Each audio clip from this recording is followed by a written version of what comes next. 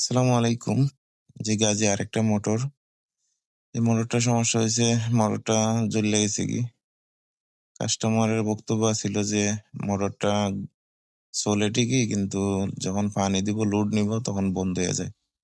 তো আমি কাভার-টাভার খুইল্লা দেখি, ১ম এ খুলে দেখি ক্যাপাসিটর সমস্যা। তো ক্যাপাসিটর দিকে একদম গইল্লা গেছে কি। তো উনি বলছিল যে ১ম এ সমস্যা হতো যে হাত দিয়ে ঘুরাই দিলে পর মোটরটা ঘুরতো। মানে নিজে স্টার্ট নিতে পারত না। তো এই সমস্যাটা মূলত হয় ক্যাপাসিটর থেকেই। ক্যাপাসিটরের সমস্যা হইলে হাত দিয়ে ঘুরাই দিলে চলবো। তো উনি এভাবে চালাইছে যে কারণে শুধু এক কয়েলে চলছে রানিং কয়েলে।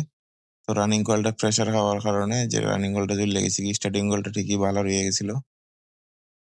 তো ওনারে বললাম যে এটা নতুন করে আবার রিওয়ার্নিং করতে হইব, আবার একটা ক্যাপাসিটর লাগাই দিতে হইব। তো আপনাদের যদি বাসা-বাড়িতে কোনো ফ্রিজ, এসি অথবা মোটর অথবা সাবমার্সিবল, শামার যেটাই সমস্যা হয় আমাদের সাথে যোগাযোগ করতে পারেন।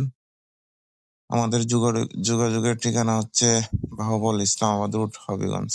ভালো থাকবেন সবাই। আল্লাহ হাফেজ।